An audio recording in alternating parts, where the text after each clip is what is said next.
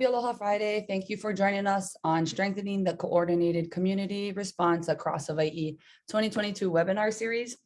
Today is Preventing Gender-Based Violence, Addressing Gender and Implicit Bias. My name is Makmar Namahoy, and I will be serving as a facilitator for you folks this training series. Before we get started, I'd like to go over some little slides.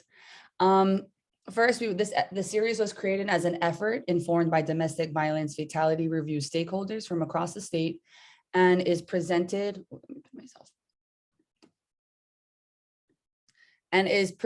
through a partnership between the Hawaii State Department of Health and the Hawaii State Judiciary and provided by the Hawaii Public Health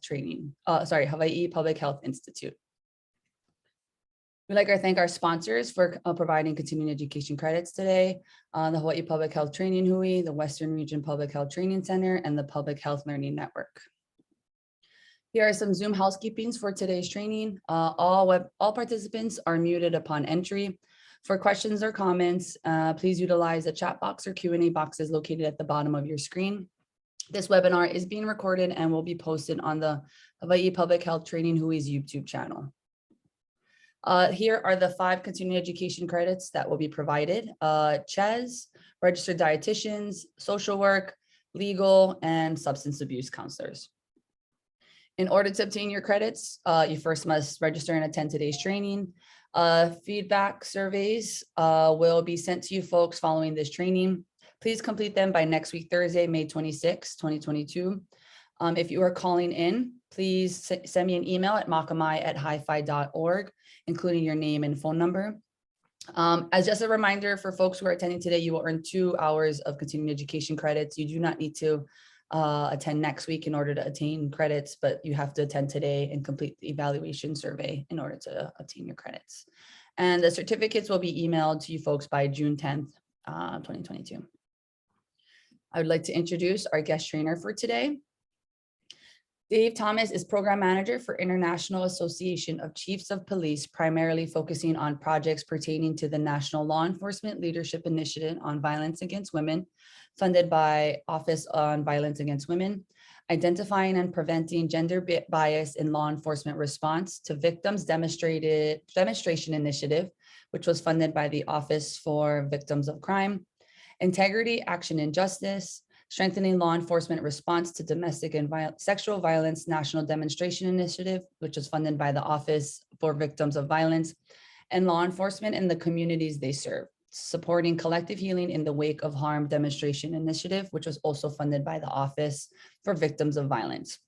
Mr. Thomas retired from the Montgomery County Police Department in December of 2000 on full disability after 15 years of service. He received his bachelor's degree from Townsend University, his master's degree from the University of Maryland, and a certificate in advanced trauma treatment from the Institute for Advanced Psychotherapy Training and Education. During his law enforcement career, Mr. Thomas taught at the Police Training Academy, served on the SWAT team, was a hostage negotiator, and a member of the Domestic Violence Unit.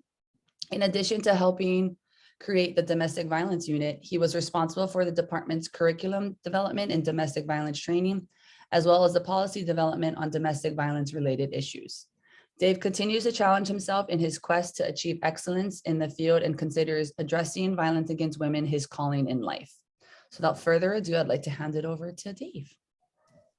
Thank you very much, and good morning to you all. It's afternoon for me, but I am very happy to get this opportunity to be with you all today and talk about a subject that's really near and dear to my heart. My career has been dedicated to addressing violence against women issues, to addressing gender bias, and really learning what we can do in order to better serve the communities that we are fortunate enough to work with. And I'm going to start just to set the stage. I'm going to start off with a quick video, and then we'll get right into everything. Let me go ahead and get this started.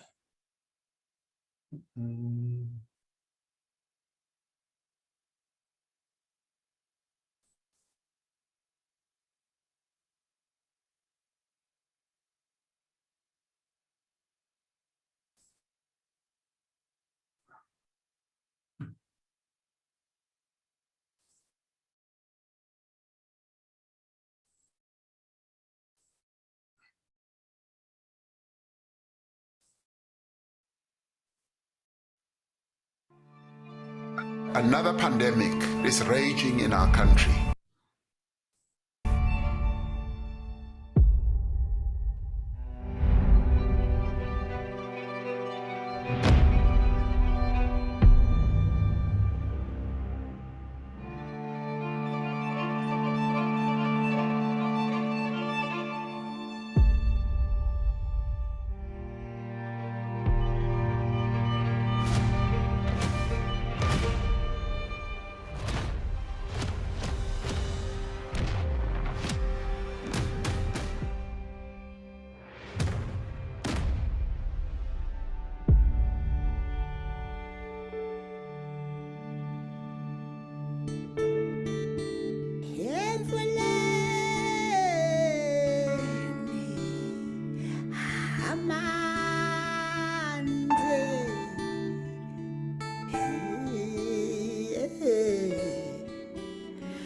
No time,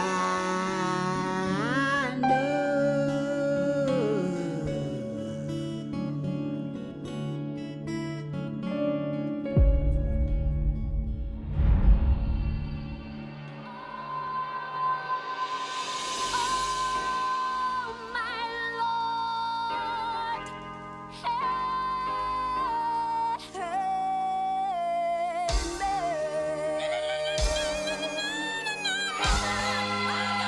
Freedom cannot be achieved unless the women have been emancipated from all forms of oppression.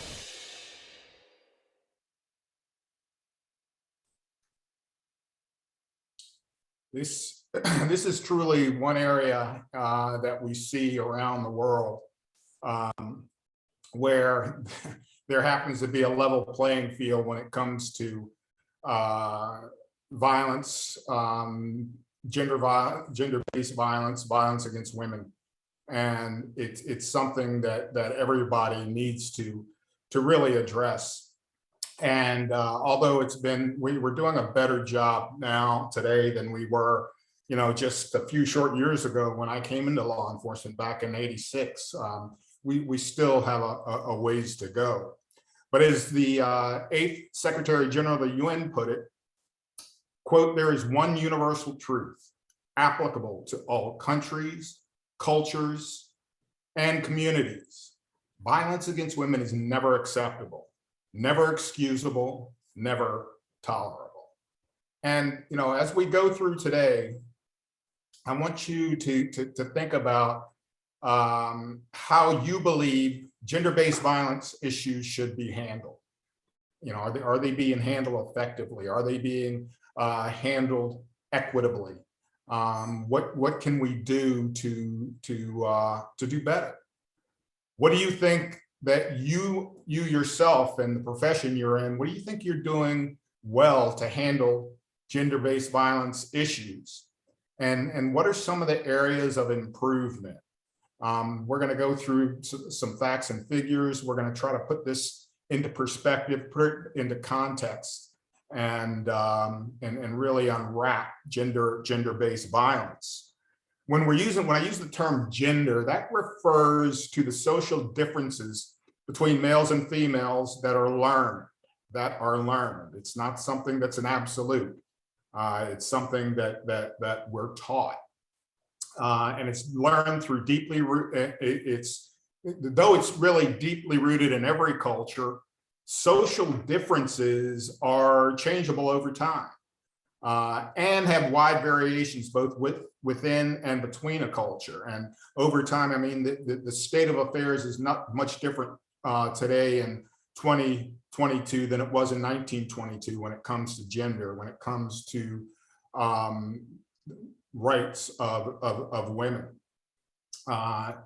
Gender determines the roles still. It determines responsibilities, opportunities, privileges, expectations, and limitations for both males and females in our culture.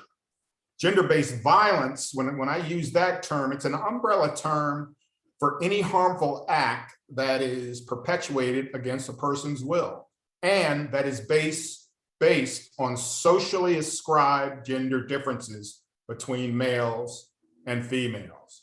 including abusive physical, sexual, or mental acts. There is, in these relationships, there's no equal standing between the individuals involved. It's a relationship in which one individual feels superior to the other, and that one individual feels that they have a right to be superior to the other.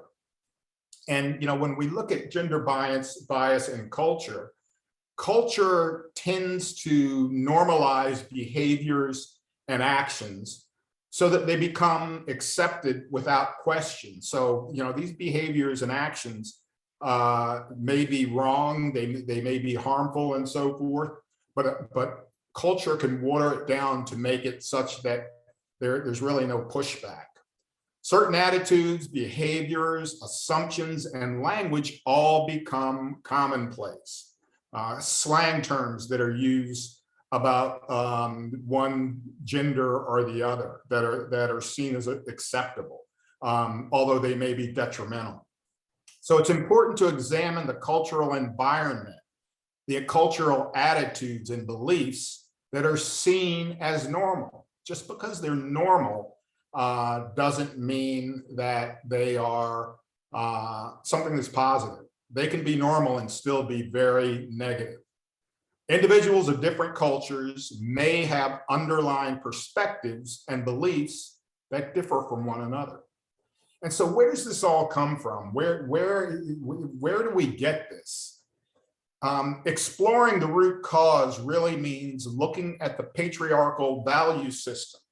That's the underlying foundation, which has given men social permission to control women and children for centuries. Patriarchy is a system of social stratification, and it uses a wide array of social control policies and practices to ratify male power and keep female subordinate to men. Social patriarchy refers to a sex gender system in which men dominate women, and what is considered masculine is more highly valued than what's considered feminine. Additionally, this structure gives men power over other men and all men power over women. So in this structure, not only is there discrimination against the other gender, but depending on perhaps the color of one's skin or how much money that individual has in their pockets, there are still power differences. And the one with the most power is the one who has the most means and perhaps is of the dominant race. These are it's a socially structured institution.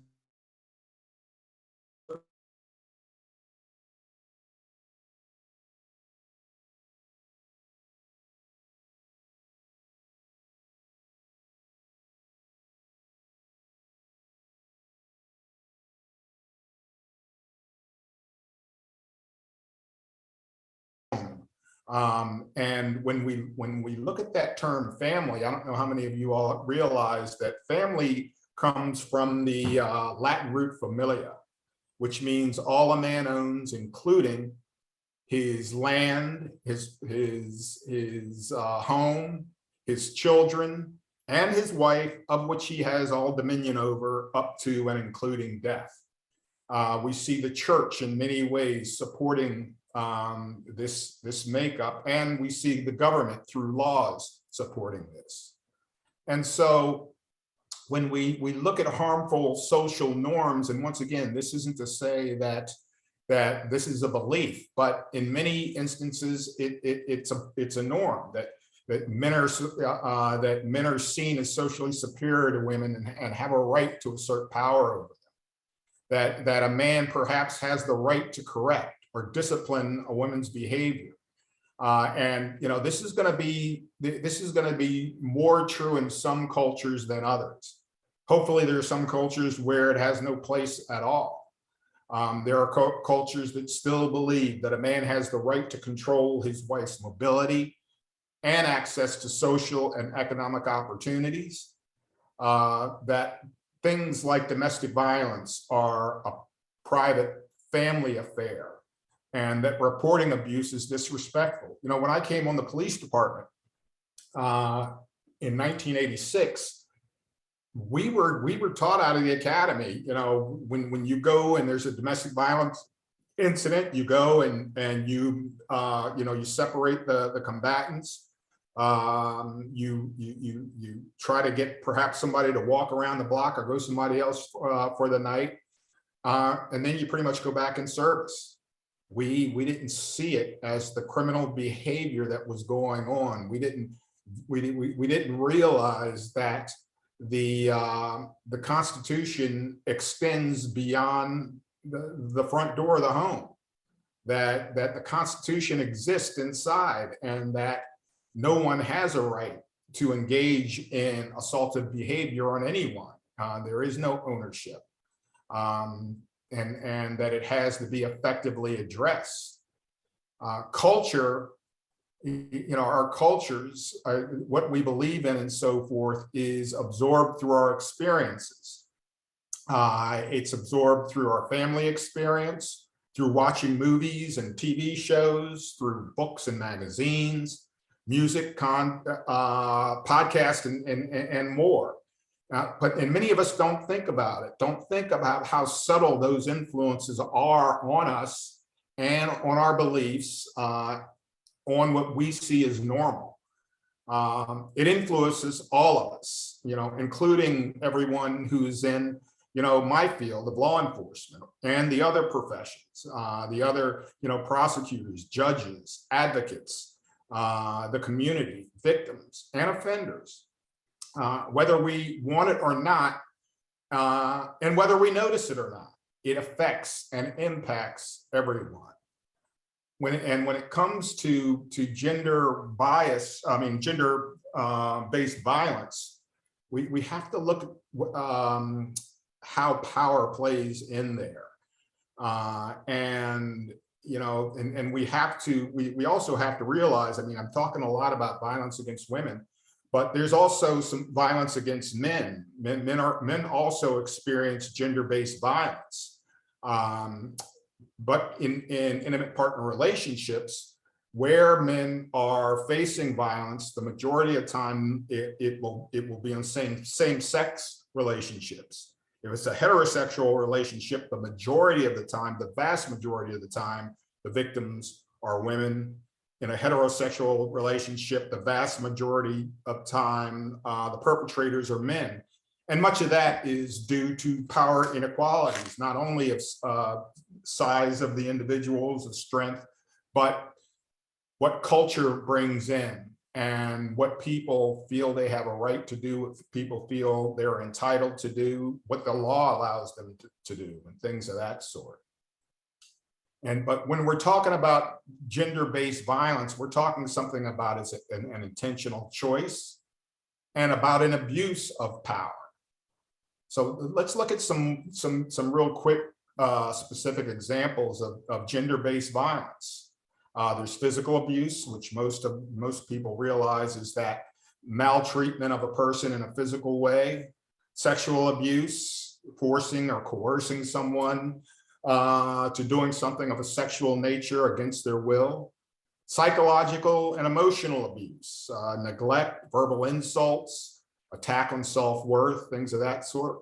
And then even harmful cultural practices. Some cultures, some religions, some countries still engage in female mutilation, which is a procedure that involves partial or total remove of the female external genitalia and or injury to the female genital organs for cultural or other non-therapeutic reasons. All of these are types or forms of gender bias. And what's important to realize is that they're all done with no concern for the mental or physical well-being of the victim. In fact, their results serve to dehumanize the victim. They are done with the goal to punish, to induce fear, to show dominance and who is in control. And without proper successful intervention, the situation only gets worse. And as time moves on, there's a corresponding increase in danger for all. And when I say danger for all, what we know, what the research tells us about intimate partner violence is that, where we don't stop it, when we have an opportunity, let's say at the misdemeanor level, it will graduate to the felony level. When I started the first domestic violence unit in the state of Maryland in 1997, and for years we've been calling domestic violence unit homicide prevention units, because we know if we can stop that violence early on, it never gets worse and worse and worse.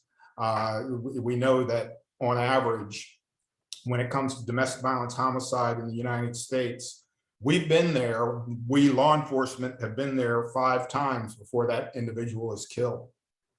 What have we had the opportunity to do?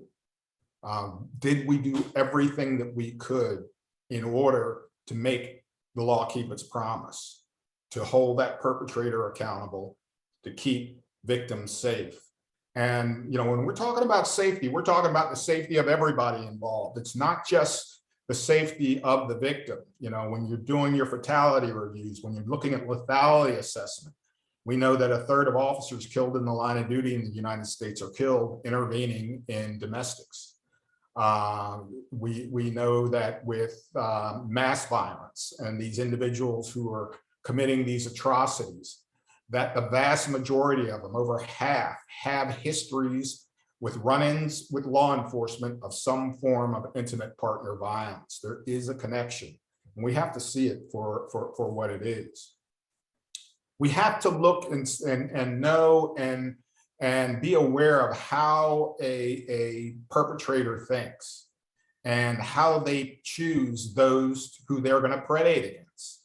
And they basically, there's basically 3 factors that they're looking at to decide whether they're going to predate or not. And, this can be conscious or unconscious, but time and time again, you're going to see how these factors figure in. The first is vulnerability. What will the score, what will that target, that potential target score be with respect to vulnerability? How vulnerable in the eyes of the perpetrator or the potential perpetrator is the target, is the victim? What factors are present that make that victim defenseless and thus a more likely target? Are alcohol and drugs used to make them more vulnerable? Are they homeless? Are they of an age where they're more vulnerable? We know the most vulnerable in our society age-wise are kids, right? They're easier to predate against. Do they have a mental illness, etc. Vulnerability. The second is credibility. Now, be aware of how the vulnerability factors automatically have an impact on the target's credibility in the court of public opinion, right? Thereby providing a more favorable target. The less credible, the higher the score with respect to credibility. The individual who's passed out drunk on the ground, when they go to report, they're not going to be seen as credible as the Queen of England coming to make a report, right? Which of those individuals, if you have a predator and they're looking to predate, which one of those individuals do you think they're going to choose? Which scores higher when it comes to vulnerability, when it comes to credibility, and therefore a more likely target? And the third factor is accessibility. Remain cognizant. So we got to remain cognizant of the location in which that predation has the potential to occur. Who has control over the location, right? And by control, I mean not only of where it is, but and who is in there.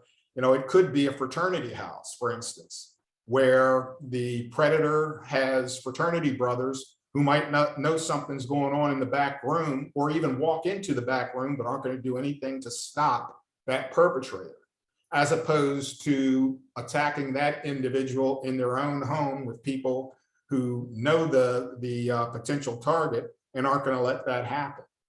So vulnerability, credibility, and accessibility. Each and every time that you see a victim, that you look at how those factors, how they figure in. And time again, you're going to see that that they play a large role. And when we let's look at some of the different populations. And as we look through these populations, think about what their score might be, right? If it's part of a vulnerable population. These populations make up a large percentage, if not the majority, of intimate partner violence victims, as well as most other violent crimes. Why are they least likely to report? Think about it. You know, or do they fear they won't be heard, that they won't be believed? And where do you think that fear comes from? Do you think it's a justifiable fear? I know in my experience as a law enforcement officer, I've seen how these groups have been treated by my fellow law enforcement officers, right? And I can see why they might not really want to talk to us again. I can see why, because of interactions they've seen officers have had with these populations, why, even if they weren't the person directly dealing with the officer, they've seen people they care about dealt in a less than professional way with the officer, which makes them less likely to support, which makes them what? More vulnerable, which makes, just by their very existence, them less credible. And, you know, depending on where they are, you know, there may be easy access to them. And so, you know, look at these groups and think about the odds that they've had positive interaction with the criminal justice system. When we look at marginalized communities, how well are these communities served in the jurisdiction you work in? Are they consistently served well? Or are they challenged when it comes to working with the system? What's being done to see that they are receiving equitable service and equitable responses? You know, I talk to chiefs, I work with chiefs of police all the time, and they'll, you know, and I'll bring this up. I'll bring up about these different communities that we're talking about. And, you know, I'll see, you know, vulnerable population, marginalized system, communities. And they'll say, yeah, our marginalized communities are treated incredibly well. I said, oh, really, Chief? Yeah, they are. I said, well, I need you to explain to me exactly how you came to that conclusion, right? We need to make certain that our leaders, that the leadership, that our agencies are able to lay the facts on the line, are able to engage in critical thinking and give me facts and circumstances that demonstrate they're doing a good job, that talk about how many contacts they've had with people with disabilities, what they did for those individuals, and what are some of the outcomes, how many contacts they've had with people with mental illness. What training do the officers have? What is done to make certain that there are checks and balances such that these members of the community are treated fairly and equitably? Think about the score for members of these communities when it comes to the LGBTQ community. Because they, as you can see, look at the stats, they are victimized at increasingly high rates, right? And this is what we know about, right? When we look at the transgender community, transgender members who may be lesbian, bisexual, gay, or heterosexual, experience much higher rates of general violent victimization. Nearly half, about 47% of the respondents of the 2015 transgender survey reported having been sexually assaulted at some point in their lifetime. Of the survey respondents who interacted with law enforcement the year prior to this survey, 4% reported having been sexually assaulted by the officer or forced to engage in sexual activity to avoid arrest. Transgender women, especially those of color, increasingly face high rates of violence. The intersection of transphobia, racism, and sexism creates a toxic combination of violence, which is often fatal. Hate crimes make up a significant proportion of sexual violence against LGBTQ plus people, particularly those in the transgender community. Most victims, as in other forms of other areas or other groups who have been predated against, know their offender, whether it's a friend, an intimate partner, a colleague, or an acquaintance. And so when we're looking at this, we have to continue. When we look at the group, we have to look at the multiple factors that they may have going on in their lives and how that is going to impact their vulnerability, their accessibility, and their credibility.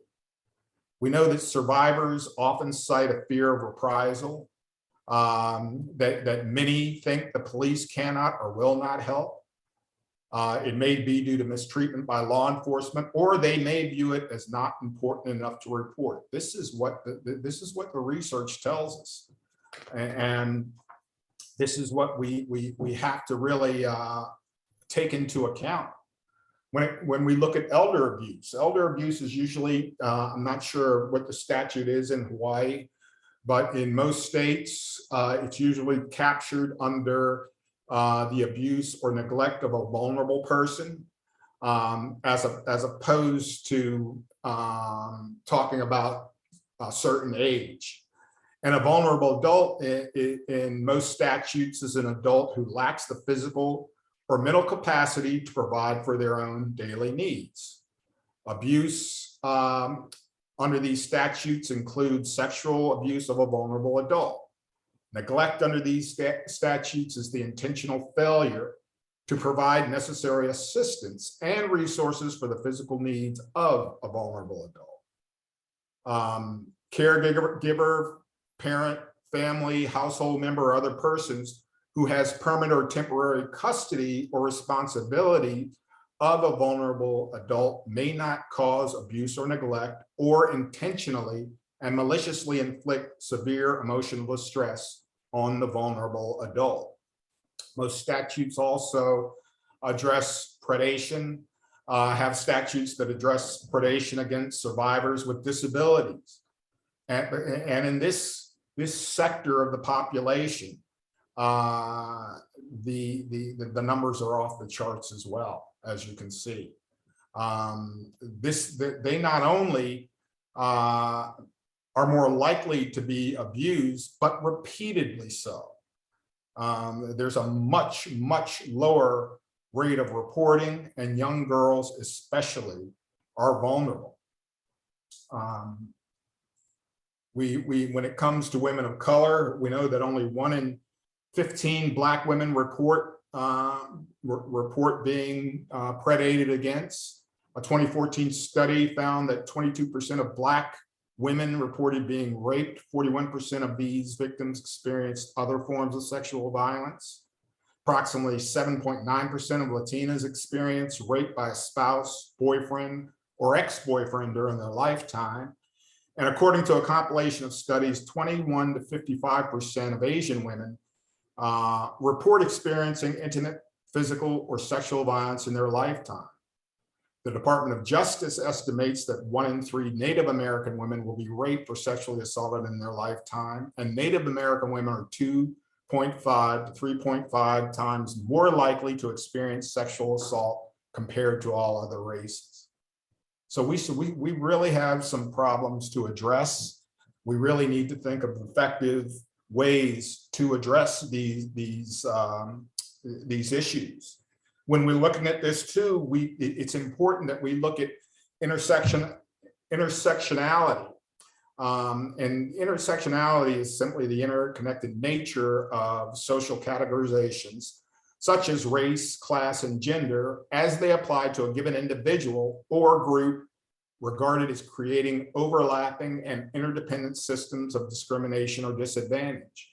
In other words, the more overlap there is for an individual, the more potential there is for them to be predated against, the higher their score ends up being because of the multiple areas where that make them vulnerable. And so these are things that have to be considered because of the exponential nature of them being a part of why they are targeted.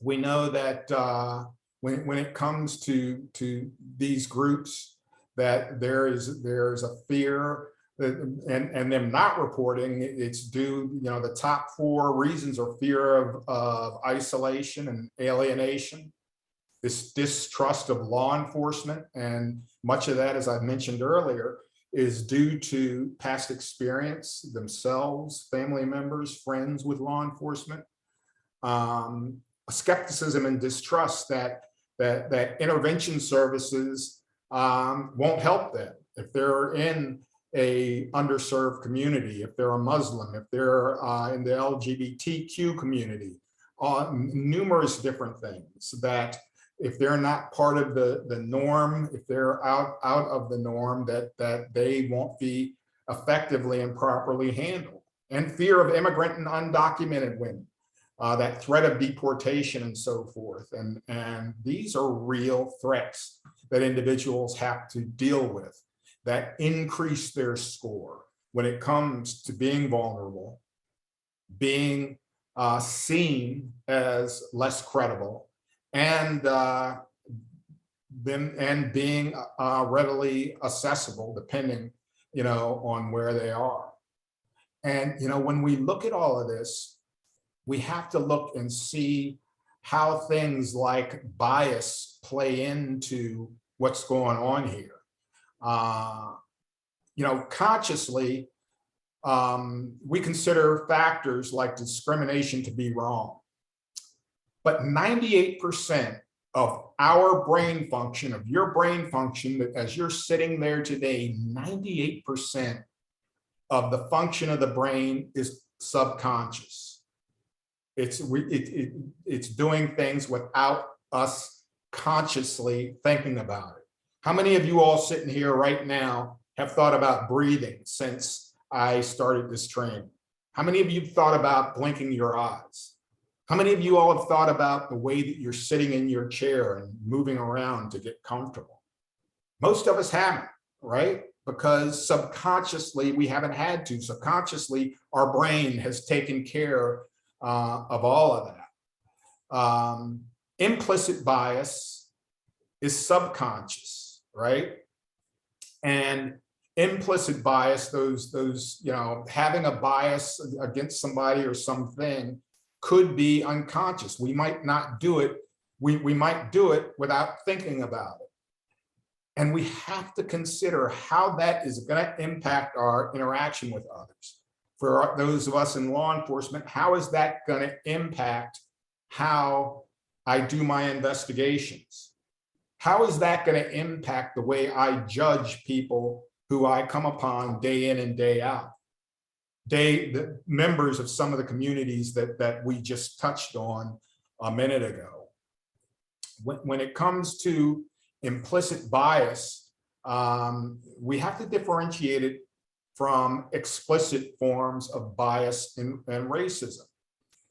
Implicit bias should free us from guilty feelings because we are not individually to blame because of it being unconscious. Understanding implicit bias is about knowing how our unconscious attitudes create different social and economic realities for historically stigmatized groups.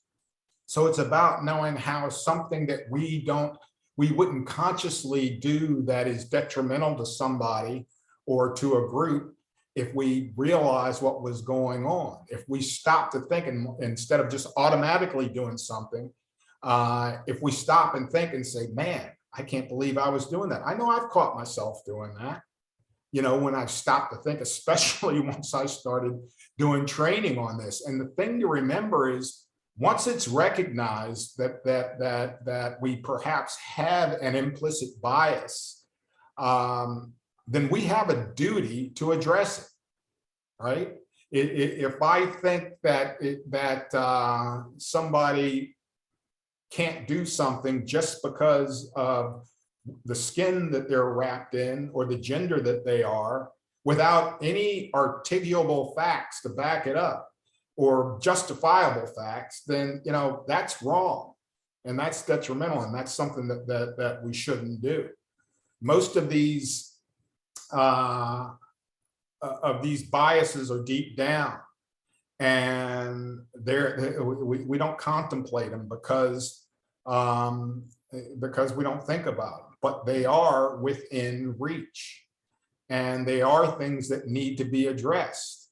When it comes to implicit bias, if we look at something and automatically think it's good or automatically think it's bad, then we have to look at how that's going to affect our investigative and professional response, right? We shouldn't have these come to automatic conclusions. We need to let the facts bear things out, right? And give things the opportunity and take the time.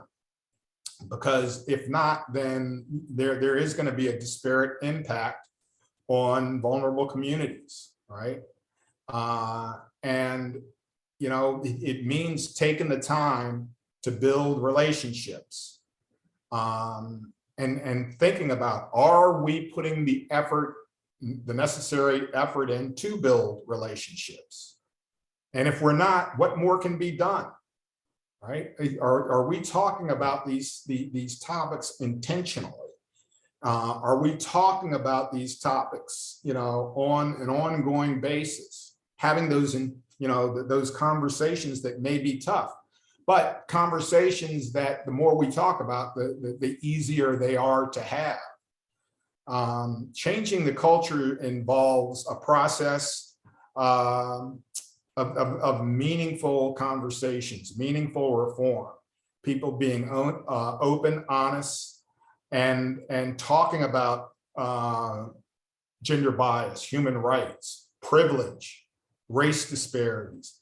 And, you know, this term privilege, some people get really upset when we talk about privilege.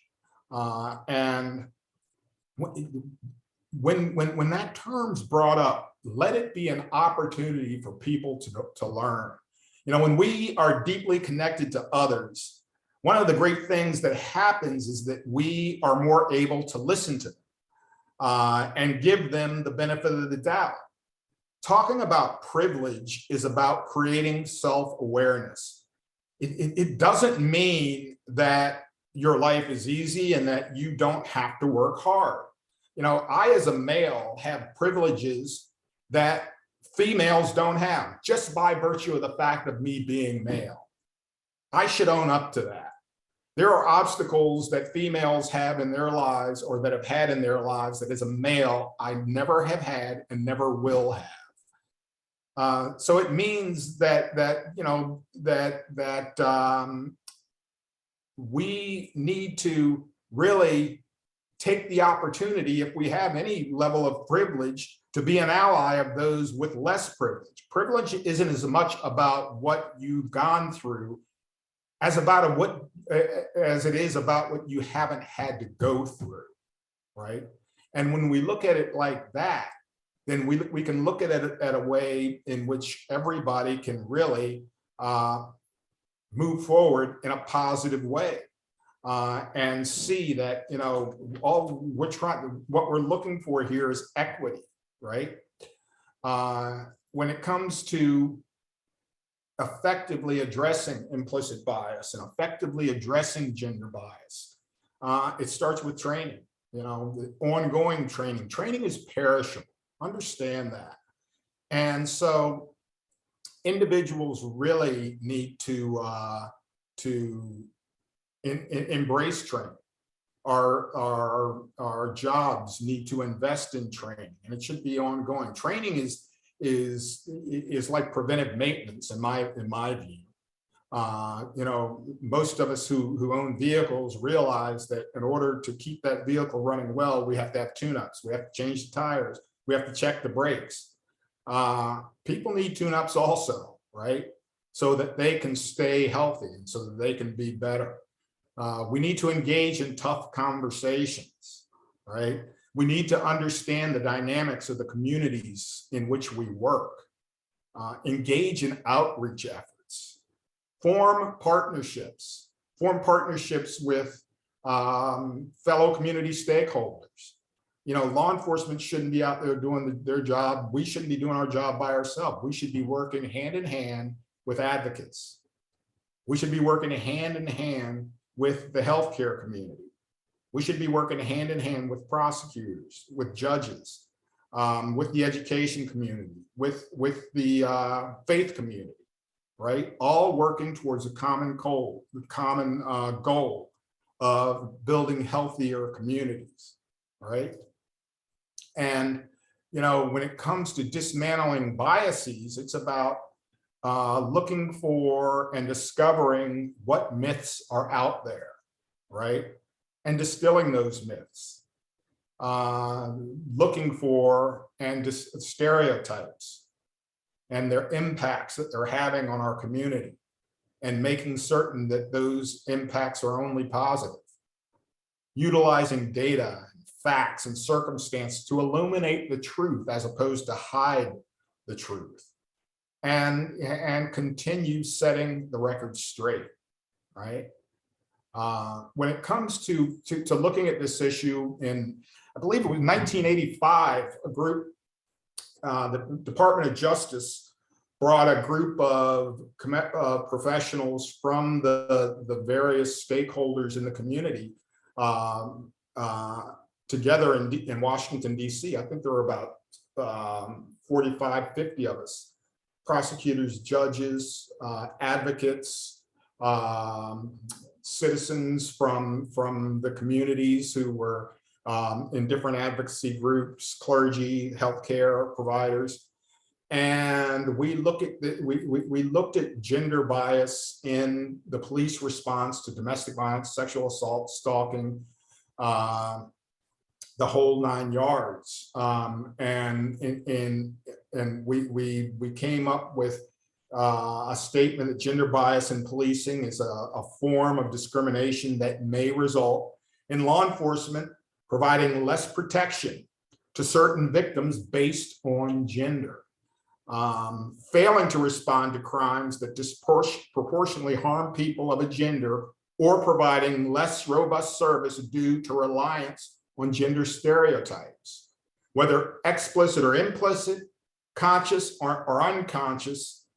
We concluded that it may include misclassifying or underreporting sexual assault or domestic violence. Inappropriately concluded that sexual assaults are unfounded. And here is where, we realize that this is one violent crime where traditionally law enforcement would come in and the automatic default was, this is a false report, right? We didn't do that with carjackings. We didn't do that with robberies. We didn't do that with any other type of crime, but we were doing that time and time again with sexual assault cases. So that had to really be changed, that bias. Failing to test sexual assault kits. The Saki initiative, which came out of that, of testing sexual assault kits that were sitting on shelves. Interrogating rather than interviewing victims and witnesses. And this is where, once again, these intimate partner violence crimes were some of the only crimes where we were interrogating, we were re-victimizing victims. We were going at a victim like we would a suspect who had been sexually assaulted, who had been physically assaulted, who had been strangled, right? We didn't go at the owner of a bank like that after their bank was robbed, or a homeowner after their home was burglarized. But this class of victim, we were doing that again and again. Treating domestic violence as a private family matter rather than a crime, as I talked about before. Non-enforcement of protection orders or a failure to treat same-sex domestic violence as a crime. As a result of that, we came up with 8 principles, and principles that would really lay out and set out the way that law enforcement needs to respond to these crimes, needs to respond to sexual assault, domestic violence, strangulation, stalking, and so forth.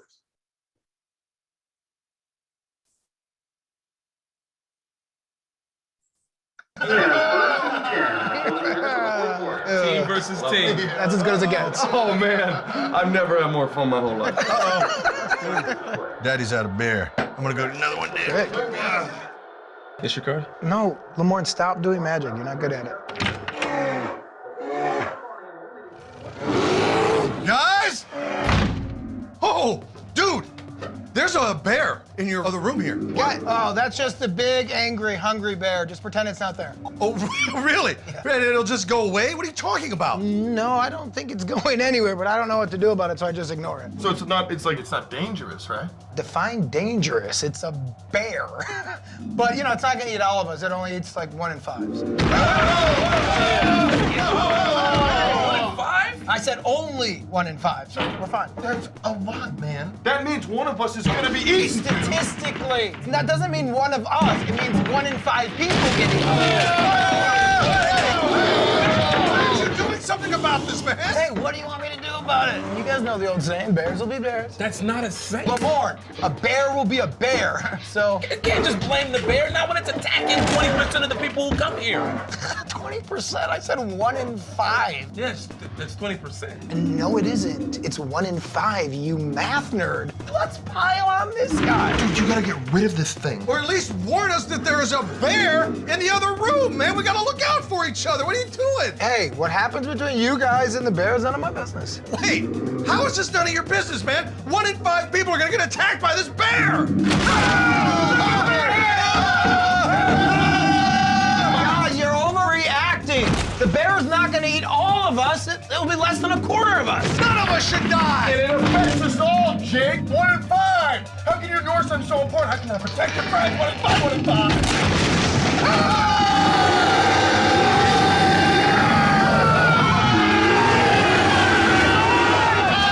The majority is fine, and I don't want to deal with this problem.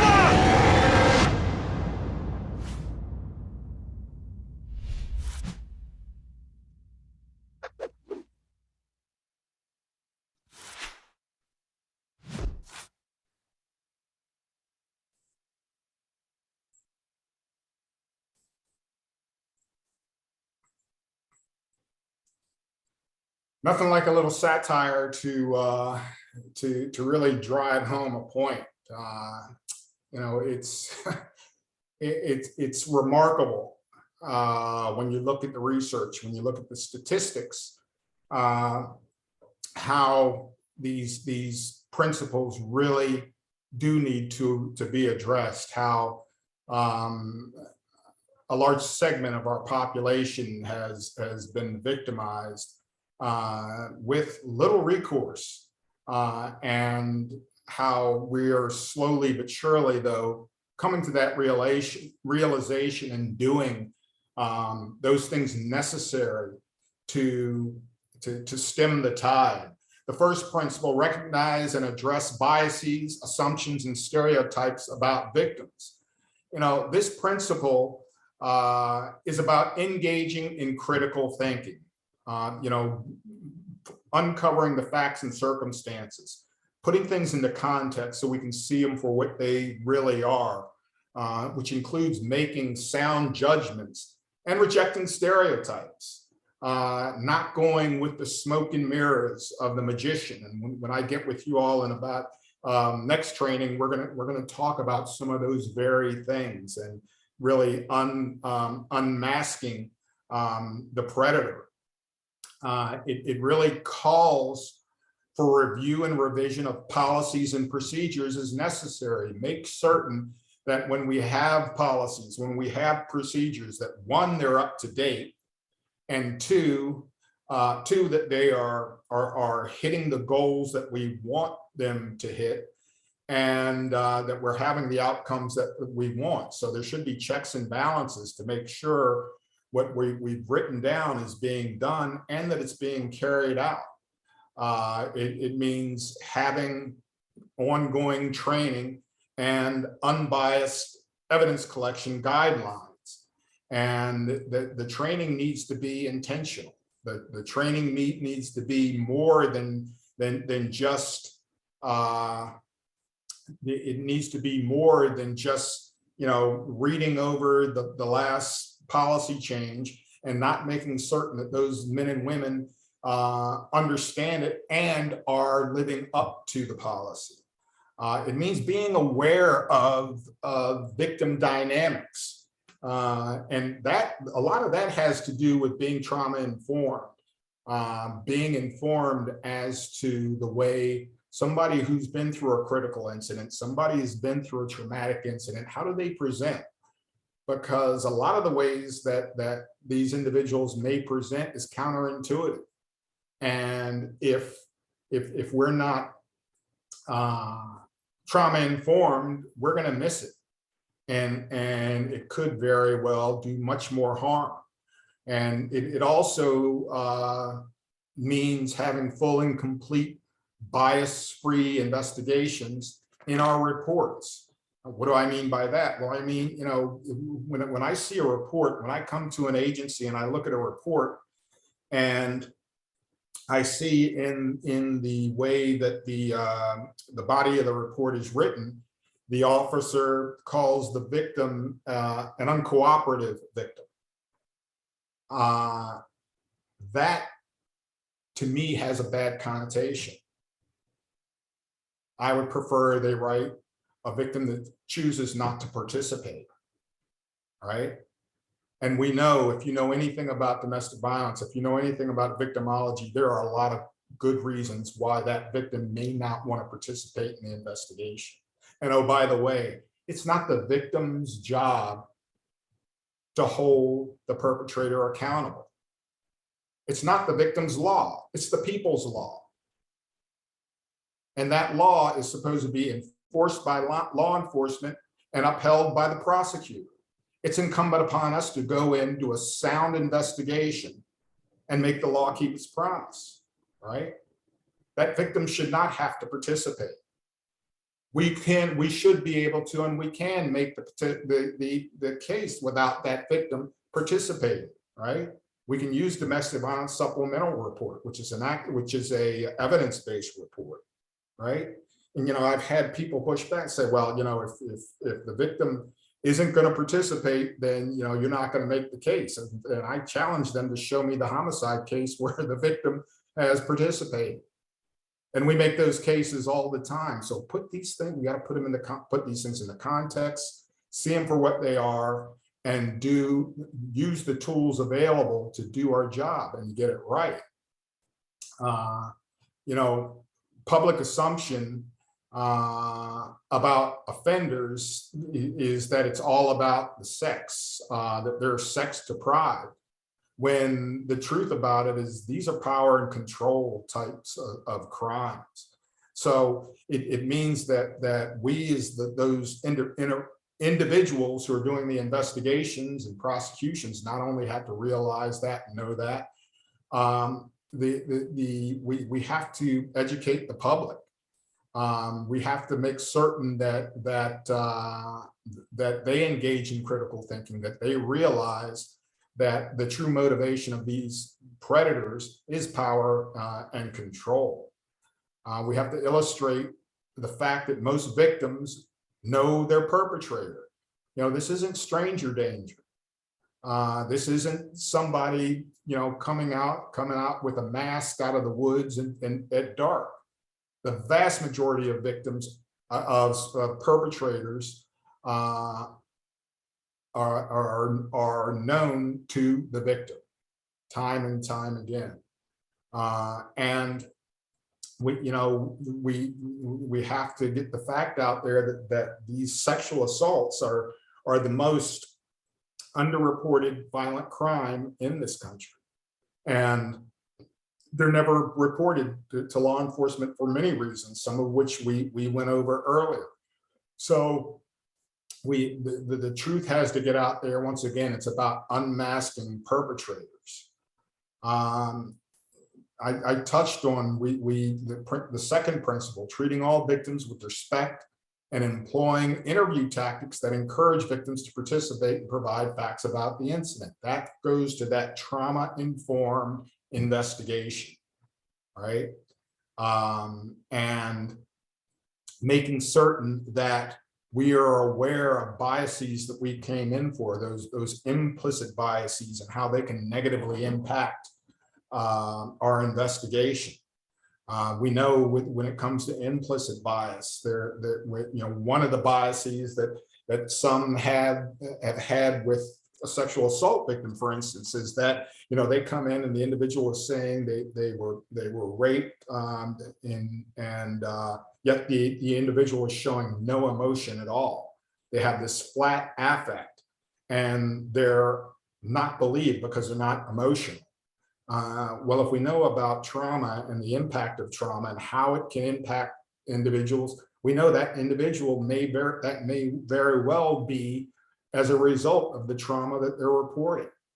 We know that an individual may very well be very emotional, or they may roller coaster from laughing and giggling to crying to having a flat affect. All of those indicators of the very type of behavior that they are telling us occurred. So training on essential skills is imperative. It means being trauma informed. It means being effectively taught how to communicate, being effectively taught how to de-escalate. And when I say that, as a full-time instructor at our police academy, when I was on the police department, we spent I taught all the law courses. I taught defensive tactics and physical training. I taught street survival. I taught dealing with people.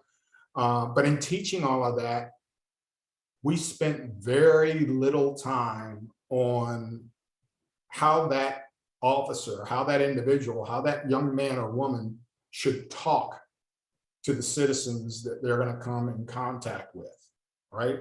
They practiced handcuffing. They practiced firearms. I mean, hours and hours and hours. They practiced driving and high-speed driving and so forth. But we didn't have them practice having to come in and interview someone, having an actor come in and them having to go do a full-fledged report. We didn't do enough of that, right? And how are we to expect them to do that on the road if we haven't practiced like these other things? Now, some of them naturally are good at it, right? Just like some of them are naturally good at driving or defensive tactics or firearms. But all of them should be taught these things. They should all be taught trauma-informed questions, open-ended questions, right? Questions that are non-threatening, questions that are non-accusatory, right? What can you tell me about what happened? What can you tell me about your experience? But too often in the past, those aren't the type of questions we were asking. We were asking questions, why, what were you wearing, or why were you wearing that? How much did you have to drink? Don't you think you were drinking too much? And the focus was not on the predator, the individual who engaged in the illegal activity. The focus was on the victim so many times and what the victim did, right? We have to remember that the individual who committed the crime is the one who's responsible for their behavior. It's never the victim, right? And so therefore our focus needs to be on the perpetrator. It's about recognizing the impact of trauma and how it places things into context, as I mentioned earlier, how it explains behavior, why an individual didn't resist, why they delayed in the reporting of the incident, why they had contact with the perpetrator following the incident, right? It may be something where, the individual, you've heard of cases in which an individual reports being raped and tells us all about the rape, and then and they tell us that the individual they got raped, and then they slept over at the individual's place that evening before going home, and maybe even called them later, right? We're saying, well, that doesn't add up. That doesn't make sense. Well, you're thinking about that with rational brain. First of all, you're thinking about that in your prefrontal cortex, where rational thought lives. Understand that when a person's being traumatized, they aren't in the prefrontal cortex up front in rational brain. They're back at the base of the brain, at the brain stem, in survival brain, right? And believe it or not, we know now through brain science and through MRIs that the prefrontal cortex goes almost completely to, in some instances, depending on how badly the individual is traumatized, being totally offline, which means rational thought is not even accessible. We know that the chemicals that cause this to happen that are dumped at this time when somebody's traumatized stay in the body up to 96 hours. So all of a sudden, it's not out of it is normal that somebody may not report really quickly, that they may talk to this individual post-assault, that there may be things that are seemingly don't make sense that they do. They do make sense in the context of what's going on. And when we know about the neurobiology of trauma, and when you understand how a critical incident can impact an individual, then we start to realize what's going on. We start to put this behavior in context and realize that this trauma evidence can help us build our case, as opposed to making our case less believable.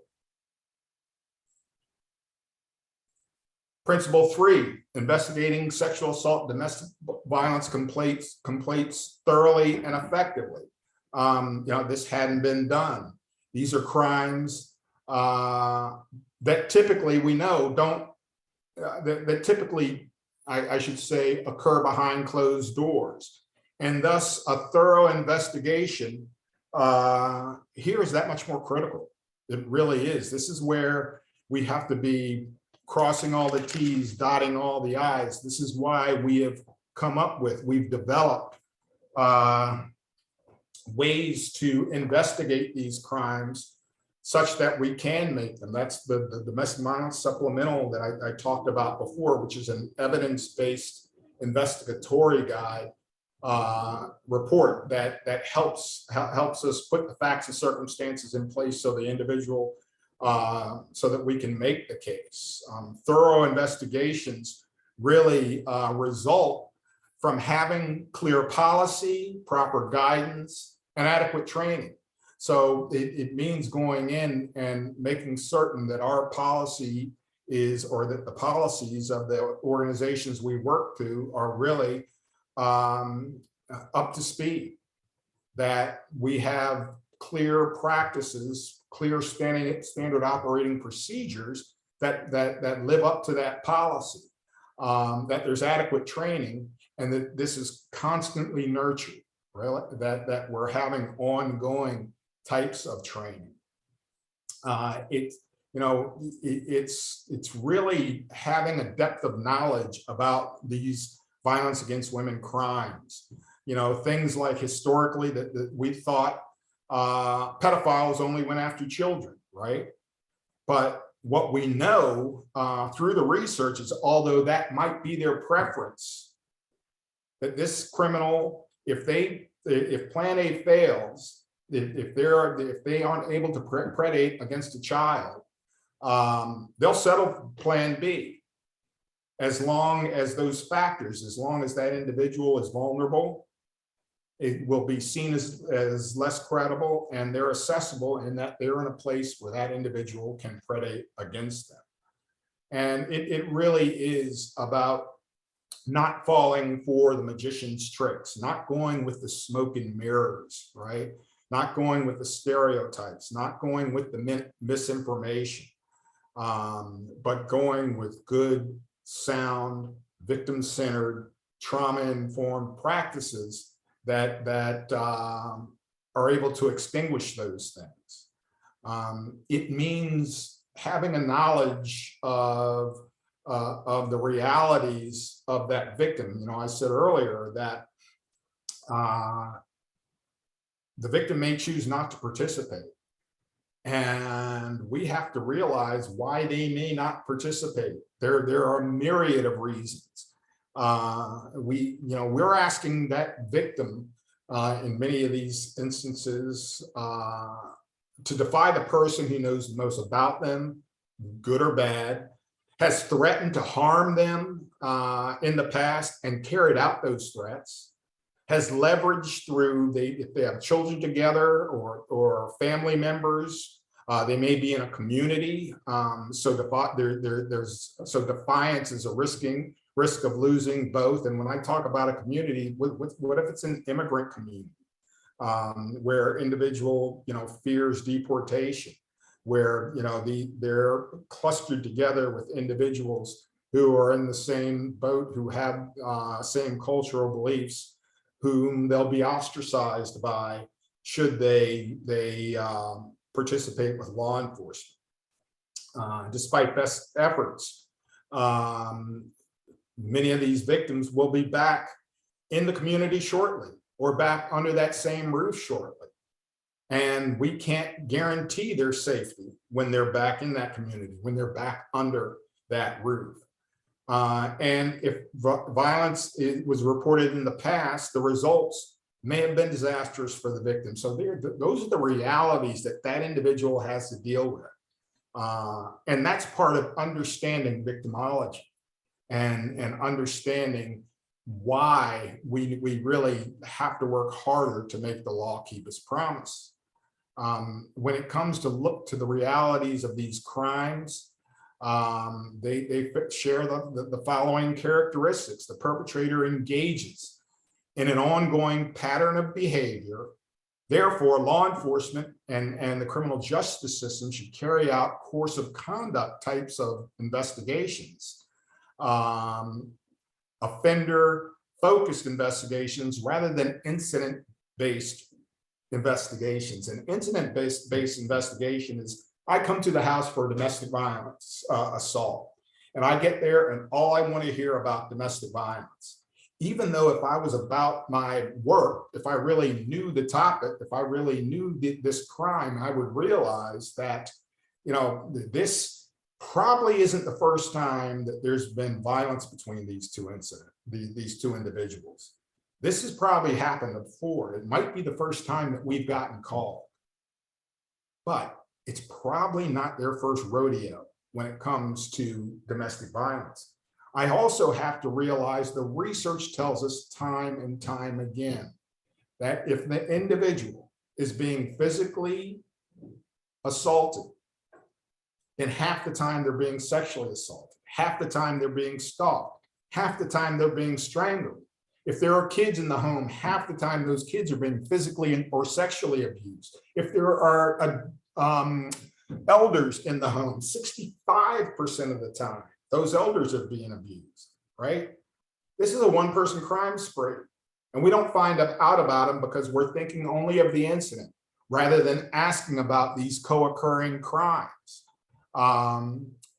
that often occur perpetrated by the same individual.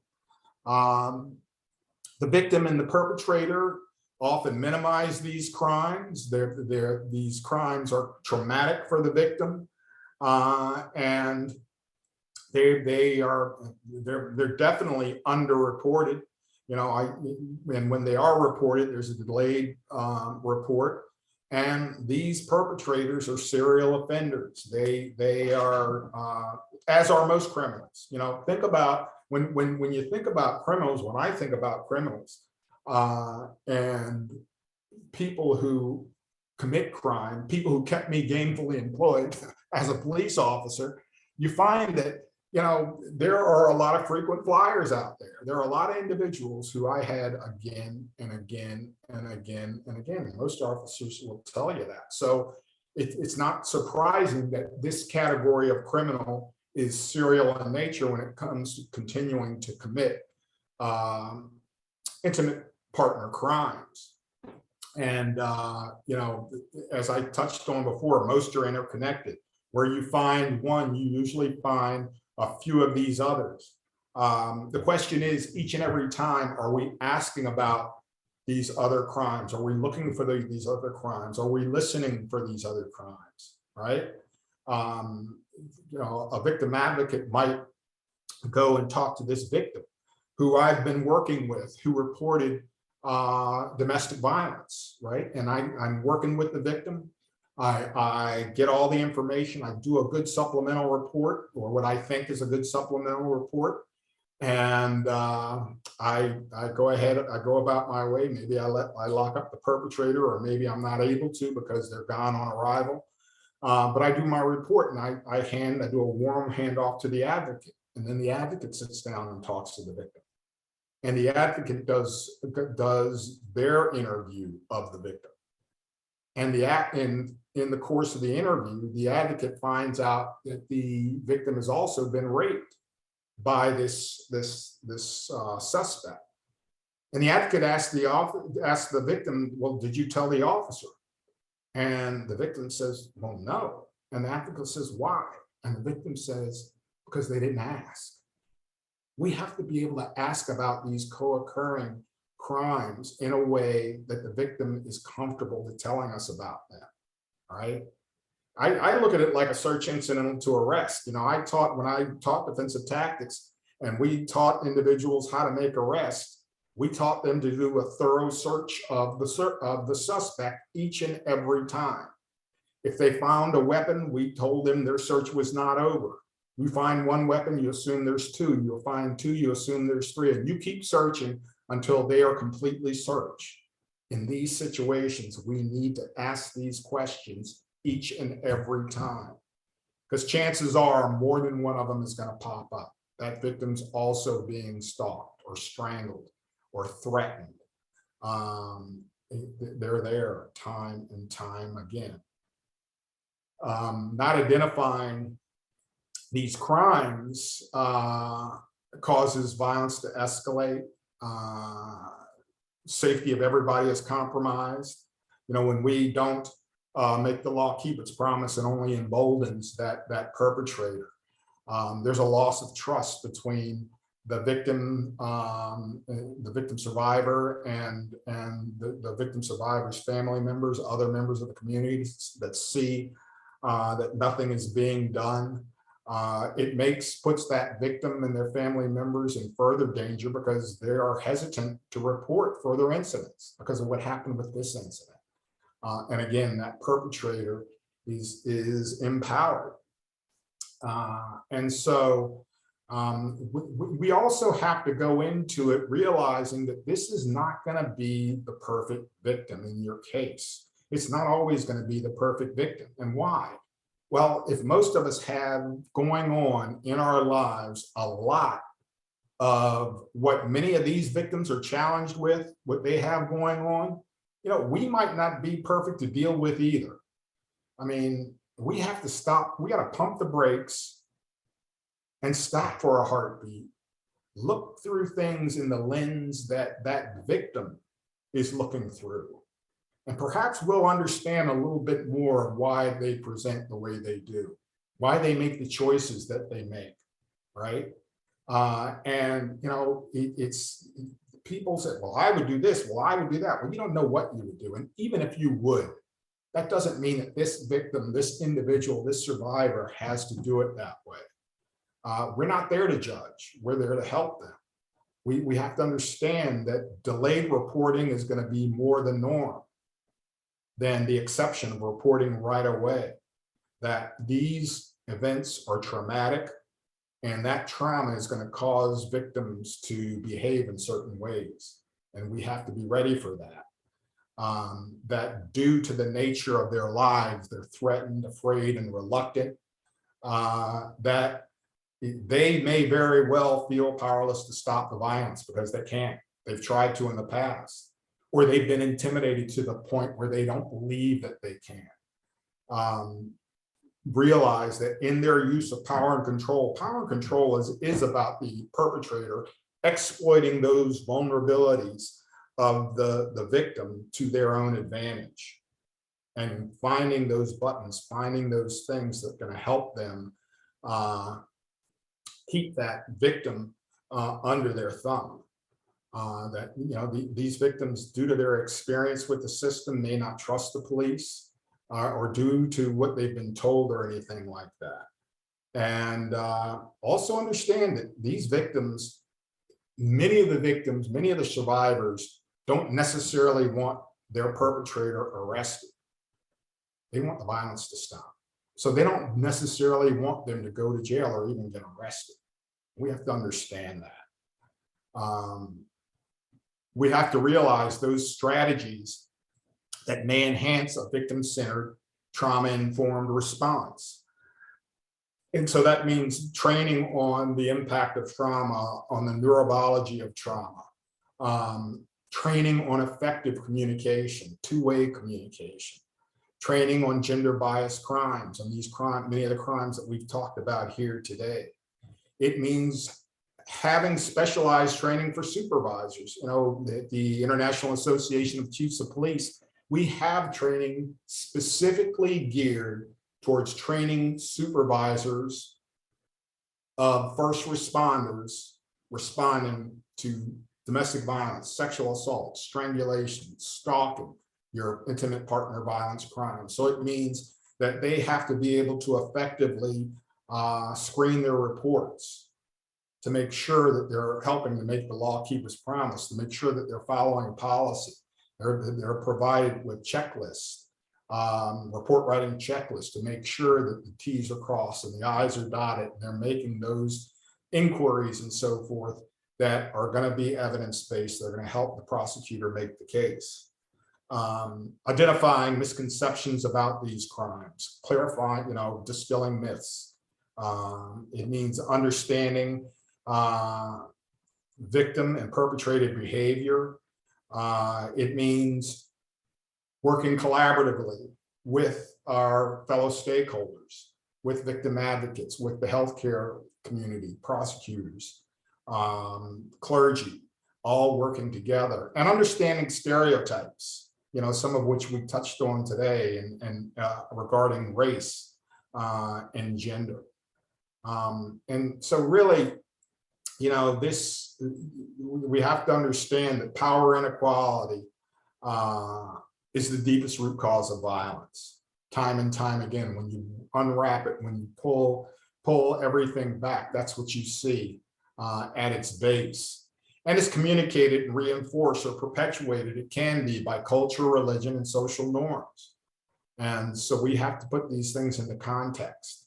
And make certain that no one is unfairly treated, unequitably treated. And that, you know, if it continues, if it goes on, there are severe consequences for victims, survivors, as well as the family and communities, really for everybody. So I've gone through a lot. Now I want to give you all the time to engage in some questions so we can have some good back and forth. Great. Thanks, Dave. Thanks so much for this excellent meeting. That was such an informative presentation you gave us. So thank you for all of that. So I want to just again remind folks that please drop your questions into the chat and Q&A box that you've kind of thought up throughout this presentation. We did have a couple that I kind of wanted to run through with you. Okay. So, first question. It seems that to change one's implicit biases at work, that person will also have to look at their personal lives and interactions. In your opinion, can trainings help support that change in behavior? I think training can I know what I do, for instance, in my personal life, I try to always look at the way I'm interpreting things and see if I am following assumptions up with critical thinking, making certain what I think is going on is really going on, that the things that I say, the things that I do, are they detrimental to anybody else? Do they tear down somebody else? And how is that impacting people? And I'll give you a prime example of me. I was, and I've been pretty much addressing these issues since I was in college. I was a women's studies minor in college. I stumbled into my first women's studies way back in 1980. And I know that's before some of the people on this training were born, but I'm showing my age. But so I started learning a side of history that I wasn't learning on the other side of campus. And my other major, my double major was in history and business. So I was learning history, but the women's studies course was really eye-opening. So I was in my junior year, I decided to minor in women's studies, and that's what got me into addressing these issues. And so early on, I was very attuned to this. I started my career in law enforcement to address violence against women issues. And even given all of that, and even though throughout my career I was pushing for this stuff, I was pushing back, I caught myself teaching at the police academy. I told you I was the lead instructor in defensive tactics and physical training. And after our run, I'd take the first running group out, get them back and on our run, and everybody would do pull-ups, and everybody was supposed to try to do a minimum of 10 pull-ups at the end of the run. Well, you could do the pull-ups, or for testing, you could do what they call a bar hang. And the bar hang, you just get up and you hang as long as you can, and you keep going until your arms straighten out. When your arms straighten out, time's up.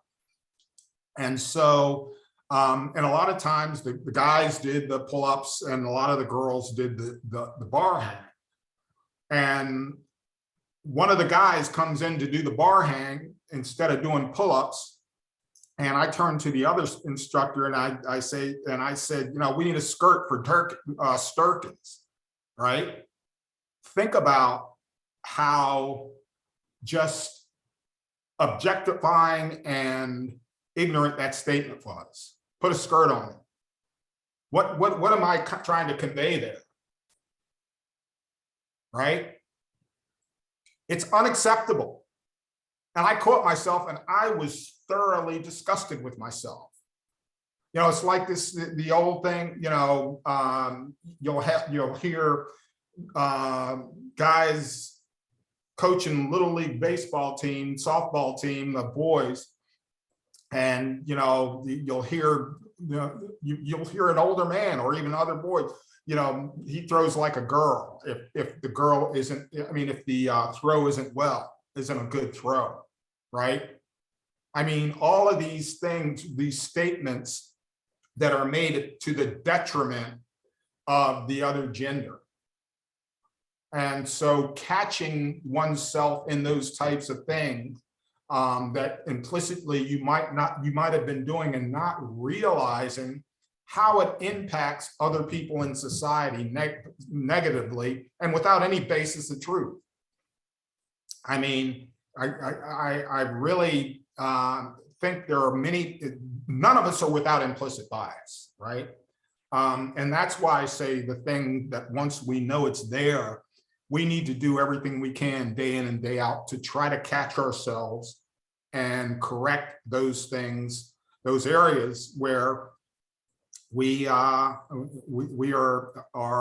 biased in that way. Other questions? Great, thanks. Yeah, thank you for that, Dave. So we have another question. Nationally, we seem to be seeing mostly men who are abusers of domestic and or sexual violence towards women being let go with early release or without bail. If the abusers aren't prosecuted or are let go with early release and or without bail, could this reinforce these biases in the community and among law enforcement? I think what has to happen, anytime that the system should be set up so it is as fair and equitable to everybody involved. And, you know, I think there usually there are sentencing guidelines that a person has to fall within to get a lesser sentence or something. So as long as the system is made, I think, as long as the system is made so that the individual is doing something to better themselves such that they won't engage in the type of behavior, criminal behavior that they engaged in before, then there should be I like having there being some type of reward for doing that. For instance, a lot of domestic violence cases, individual has to, in order to get a lesser sentence, they have to go to batterer intervention. And you know, there's all kinds of rehab and so forth, because the goal should be to make the individual a healthy part of the community rather than to totally ostracize them from the community or anything like that. We want to, you know, we want there to be restorative justice. So what we're trying to do is make all the efforts should go towards that. And if the individual, though, proves that they are not a candidate for that by their attitude, by their behavior and so forth, I mean, there should be criteria by which they have to live by which they have to come into it with in order to get that type of treatment. But it's there, and different factors that say whether or not you're a candidate for this or that. And that's by putting each and every case into into context. They shouldn't be broad brushed, in other words. We should take each case for what it is, with all the elements there. I mean, this individual might score off the charts on the ACEs tests, the adverse childhood experiences. And that might inform us more about what type of treatment that individual needs to overcome those dysfunctional aspects of their environment so that they can become a healthy member of society. And, you know, even when in becoming a healthy member of society, it should be set up so that there are certain tests, so to speak, that they have to pass in order to effectively matriculate that so that they can go to the next level. So I think it's a complicated thing that shouldn't be just thrown out, but we have to put in the time and the effort to make it work. Great, thanks for that answer. Okay, got a lengthy one here, so please let me know if you need me to repeat the question again. Okay. In Milwaukee, the police training program has included the neurobiology of trauma in training for years. This has not diminished rape myth acceptance, false reporting beliefs, etc. among police. What happens here is that people who finish at the academy are immediately paired with people who say, forget what you learned at the academy, and the cycle repeats itself. How can we end this cycle amongst the police? Well, there's a few ways. The cycle's ended. First of all, I talked about that. There's got to be checks and balances in order so that there is accountability when it comes to policy, when it comes to following training. I would look at the how their report writing is set up.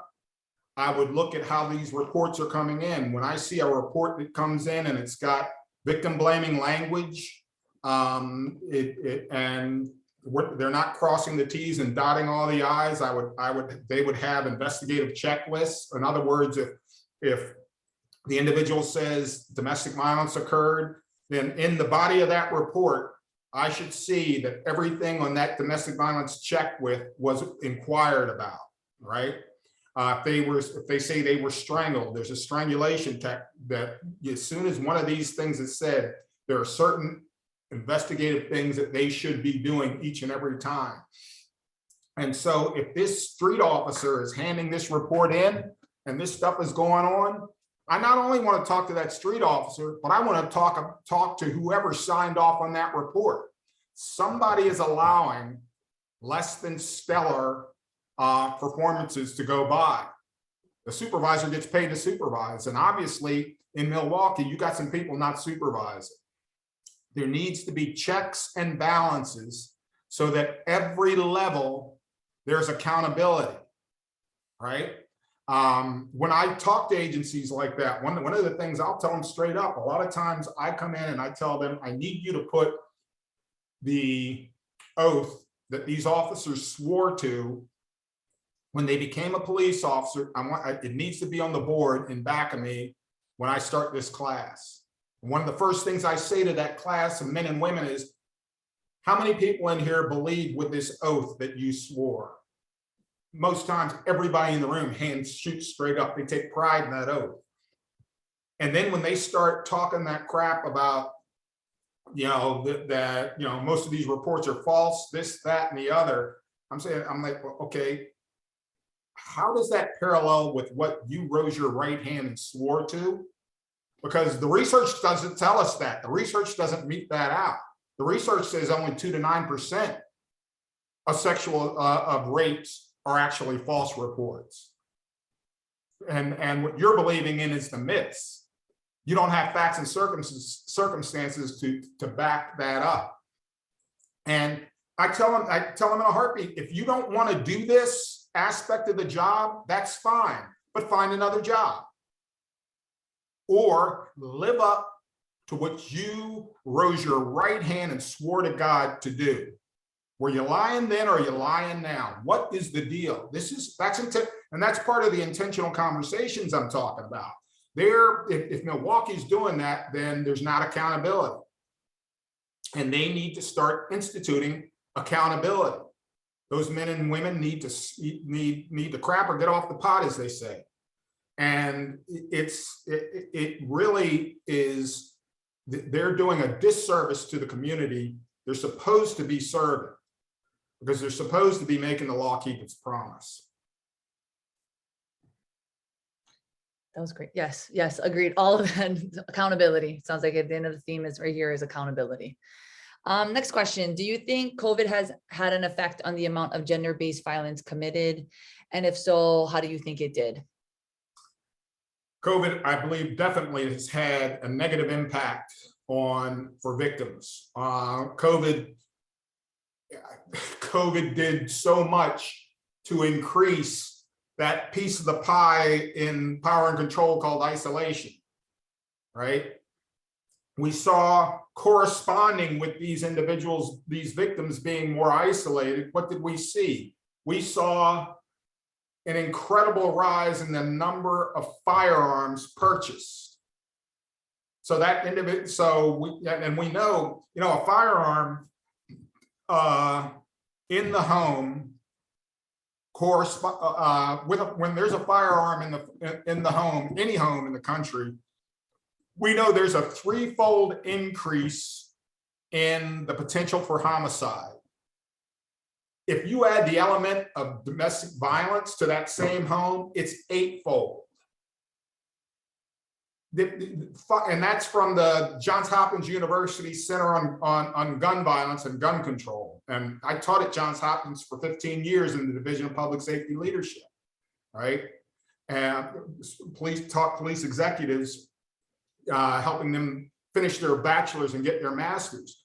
This stuff, I mean, the COVID, many of the figures are just coming out right now. COVID has done so much when it comes to increasing the vulnerability of victims of intimate partner violence. And as we are learning more and more, we're seeing there were more domestic violence related homicides. I mean, across the board, it's pretty horrific. That's an eye-opening statistic you just said, that it goes from threefold to eightfold with the cases of domestic violence. Thank you for that. Next question. How can we promote prevention of gender-based violence when most battered intervention programs only accept those who are court mandated? I fear that sometimes we are preaching to the choir. Do you have any advice as to how we can have conversations like this with the broader community and also get buy-in from law enforcement and the judicial system? Well, I think, first of all, it's definitely having more professional trainings and conferences. It's having more ongoing interaction that, like a coordinated community response, that collaboration, coordination, cooperation between one another, working hand in hand on a consistent, ongoing basis. It means making certain that things like our batterer intervention programs and so forth are meeting the goals that we're trying to meet, that they're not outdated, that we're staying up with the best practices that are being used across the country with respect to batterer intervention. A lot of it is getting our leaders to embrace much more of what we talked about today, to see that, gender-based violence for what it is, to see gender issues for what they are, and to effectively address them. I think time and time again, we continue with the power corrupts and absolute power corrupts absolutely, where those in power, those with privilege, who never have to deal with certain obstacles, just don't give a crap.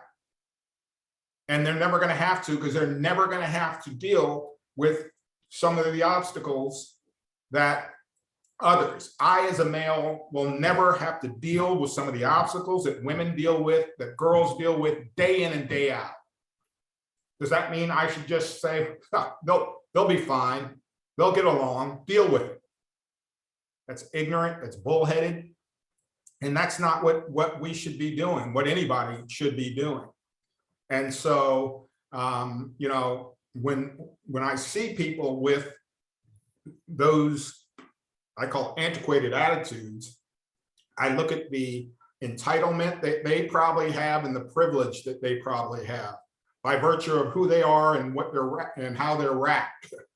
And it tells me a lot about why they don't care about those who don't have the power that they have.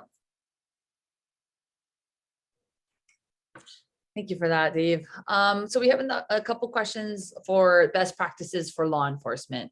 Got a couple over here. So are there best practice law enforcement policies and training manuals on the important areas that you have covered? Are there manuals created?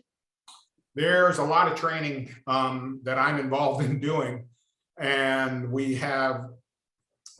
there's different policy examples of policy and so forth. There's you can email me, and you see my email at the bottom of the screen. You can email me and ask for policies on everything from officer involved domestic violence to domestic violence investigations, sexual assault investigations, and so forth. We've done a lot of training and technical assistance in all of these areas. And a lot of this was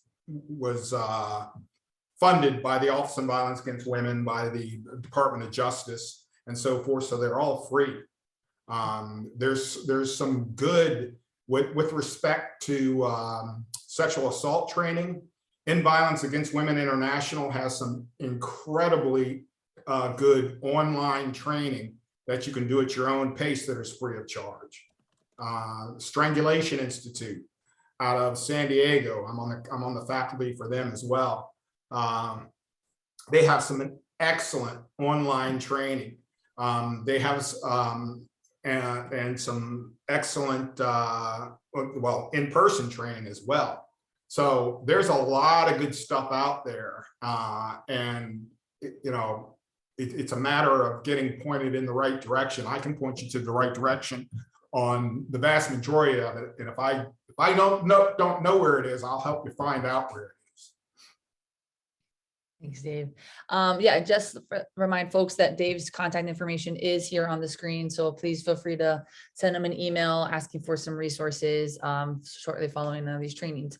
Somebody did ask and requested if you could drop the link to that YouTube video that you shared with the bear. Folks wanted to have that YouTube, or if you can just send it to me, I can make sure to send it to the participants after this, shortly after this. Let me see again. If folks have any more questions, please drop it in the chat or Q&A box. Still got some time. I don't know, Dave, if maybe you wanted to. Oh, some people are saying mahalo. Thank you. Yeah. Well, thank you for a wonderful presentation. Someone did say it's an interesting climate right now in America for women, which I think is so good for all of us. You know, when there are, I tend to take these times and so forth, look at it as an opportunity to make positive change.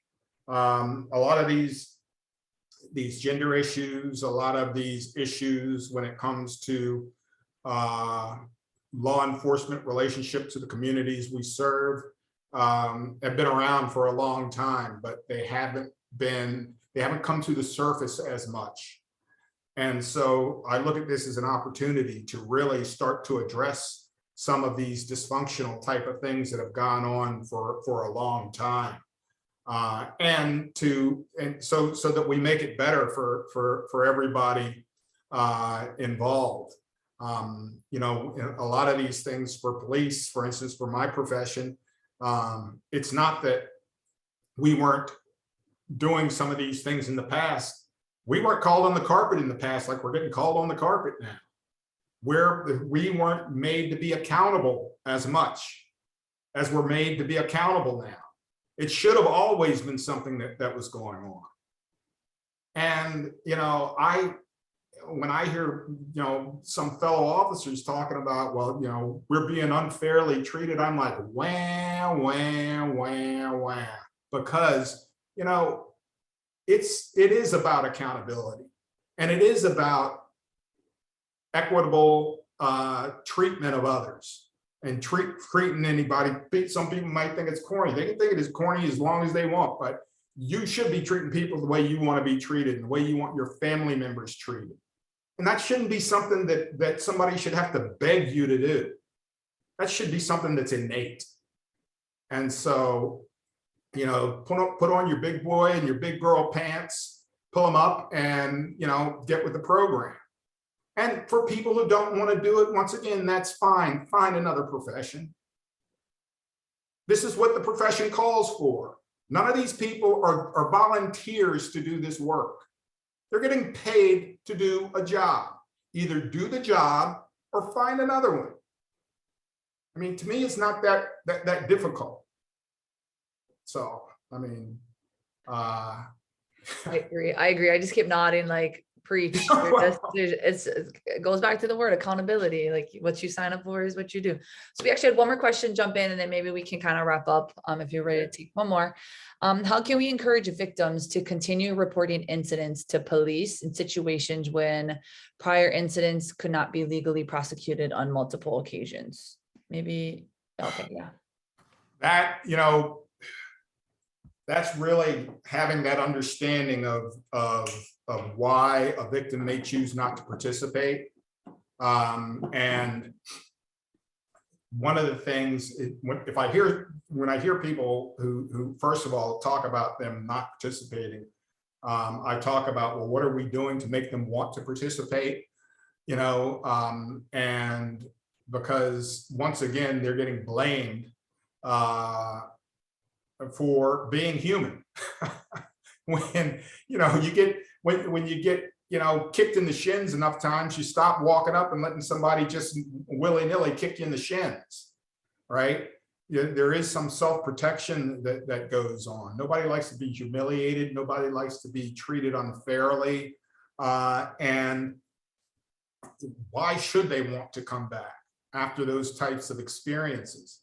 And so therefore, it's incumbent upon me, it's incumbent upon anybody who does the work that I do to do everything they can to make that individual as comfortable as possible each and every time we can. And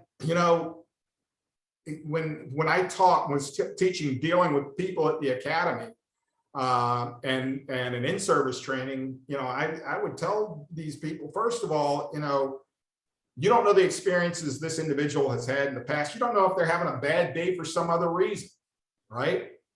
I found in doing police work and doing my job that if I gave people the opportunity to vent some and let off some steam and so forth, by the end of our interaction, we were talking in a cordial way to one another. We were respectful of one another.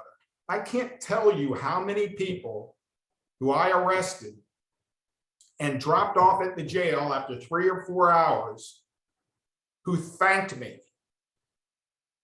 for treating them decently. I've lost count of how many.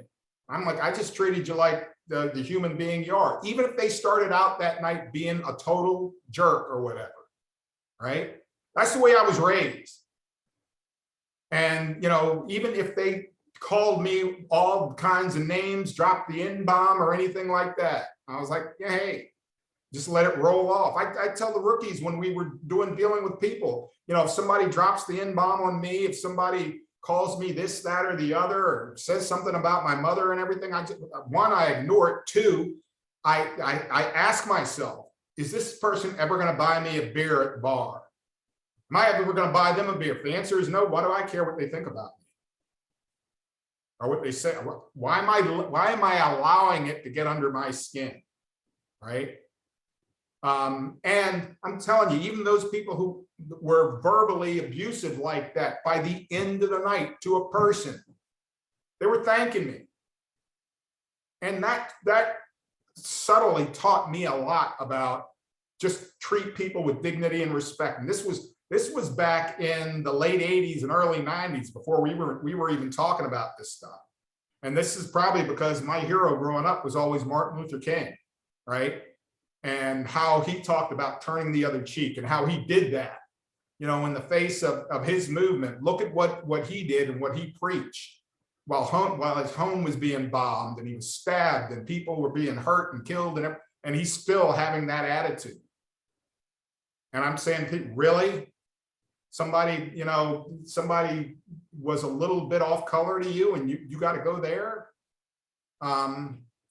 So I think it's something where everybody has to, a little bit of sacrifice maybe isn't a lot to ask when it comes to the betterment of our society and living up to the jobs that we chose to be in. Thank you, Dave. Thank you for that. I think we're coming up for time and I want to honor everyone's time today and just want to echo what the comments are saying in the chat box, that this was such an informative training, a lot of great content, and just reminding folks like implicit bias and the importance of going through these topics and, and just reviewing them, constant, learning. I just want to reiterate to folks, I will send out in our Mahalo email the links to the YouTube. I actually have the presentation, and I'll also share Dave's presentation slides with you all so you have access to them. Thank you to Dave for being such a great guest speaker today and spending your time with us on training us today. Thank you to the team behind the scenes who helped to make this Zoom webinar run so smoothly. As a reminder, please join us again. Actually, we're going to take a week break. We'll be back on June 3rd with Dave again. And the topic will be, let me just remind folks, understanding intimate partner violence, how to approach calls and stop falling for the magician's tricks. Again, thank you all for coming today and appreciate all the work that you are doing to decrease domestic violence and sexual assault in your communities. Happy Aloha Friday and have a great rest of your day. Bye, everybody. Bye.